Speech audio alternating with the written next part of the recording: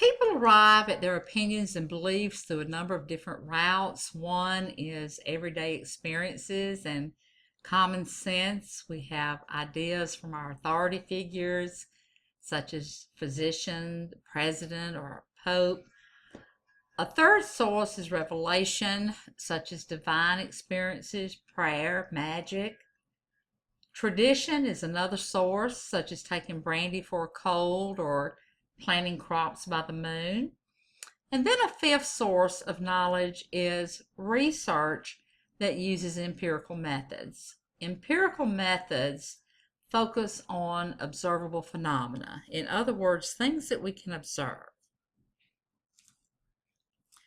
For a measurement to be useful, it must be reliable and valid. Reliability refers to consistency in measurement. In other words, if you repeat an observation over and over again and you continue to come up with the same results, then we can say that it's pretty reliable. Validity means precision in measuring exactly what one intends to measure.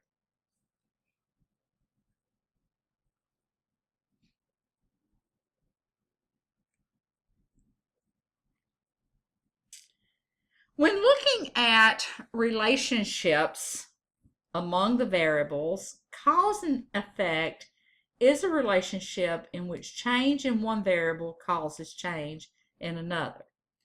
In all scientific studies, the variable that causes the effect is the independent variable, and the variable that is affected by the independent variable is the dependent variable. So the independent variable is the variable that causes the change, and the dependent variable is the variable that changes. In other words, it is the effect. Cause and effect relationships allow us to predict how one pattern of behavior will produce another.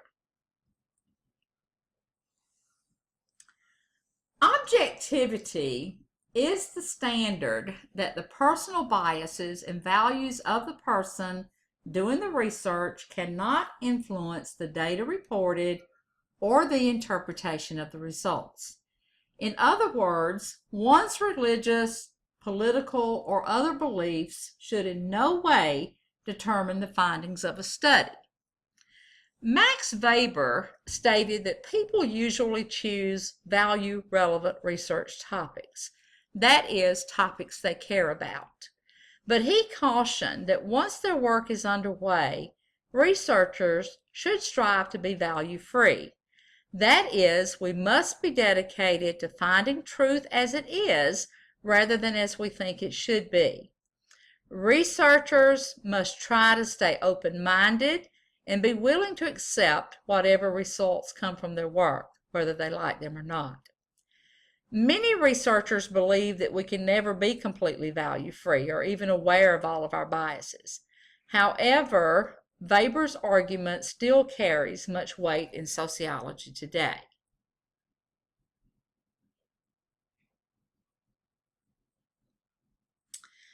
The American Sociological Association established formal guidelines for conducting research. The researcher must be aware of the rights of the respondents. Three of the major ethical issues when conducting research is number one, the right of privacy, and this includes confidentiality, the issue of remaining anonymous. Informed consent includes the assurance that their participation is voluntary, and then there should never be any harm to a participant.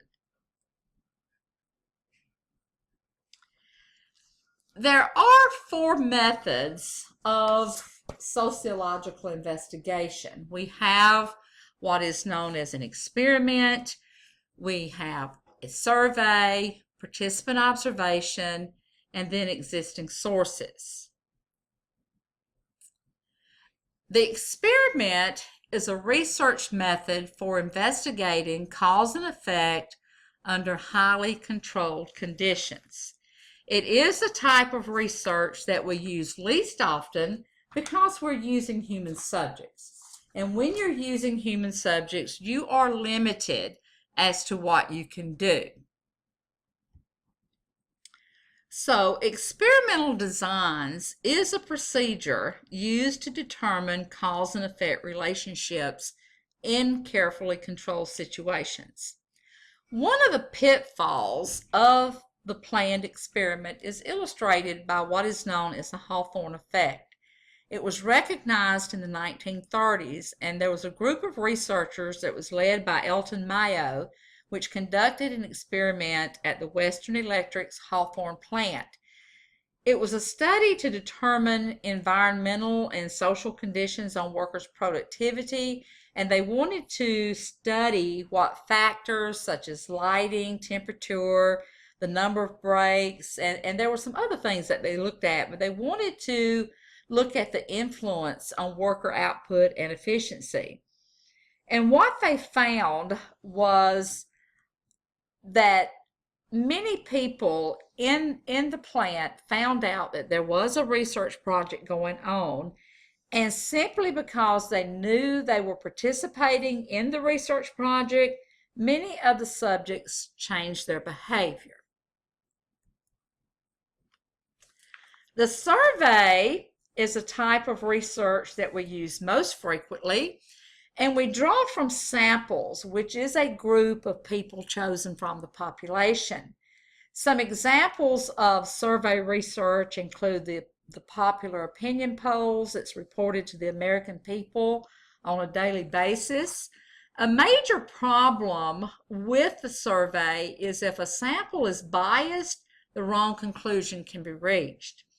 The United States Census is also an example of survey research.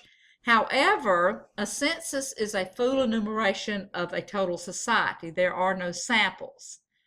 The sociologist that works for the United States Bureau of the Census spend 5 years preparing for the census and then another 5 years analyzing the data produced. The primary technique used for the survey is the questionnaire. Questionnaires may be open questions, which allows the respondent to say whatever comes to mind, or it could be a closed questionnaire asking the respondent to select from a set of answers. We also have what is known as observational studies. Observational studies observe what's happening. There are 3 different types. We have the laboratory observation, we have a natural setting where behavior can be observed, and we have participant observation where there is active participation. So in a participant observation, they systematically observe people while joining in their routine activities.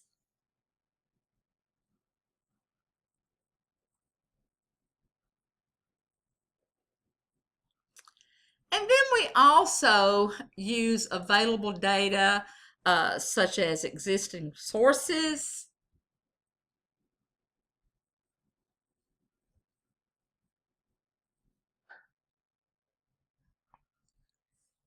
secondary analysis is a research method in which a researcher utilizes data collected by others. Then we have what is known as case studies. A lot of the reliable knowledge that we have about juvenile delinquency has been developed through the testing of hypotheses which were suggested by earlier case studies of delinquents. So putting it all together, class, there are 10 steps when conducting sociological research. First of all, you want to select a topic. You formulate the problem, which is a statement of a problem or an objective. At first, this may be simply a subject or a topic of interest, and then you come up with what is known as a proposition, which is a statement about the nature of some phenomena. Then you want to go out and review the literature once you have a particular research question in mind.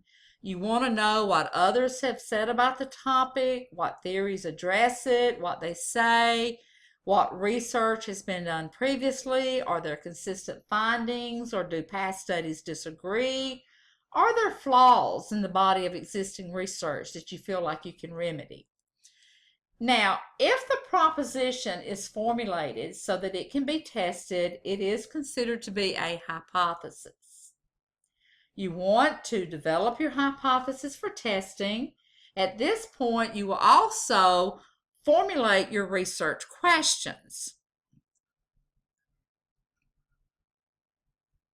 You're going to choose a research design. The best method is going to depend on the kinds of questions that you're going to be asking and the resources that are available to you. In other words, how much time and money are available. You're going to collect your data, and then you're going to analyze your results. By this time, you should be able to confirm, reject, or modify your hypothesis based on your findings.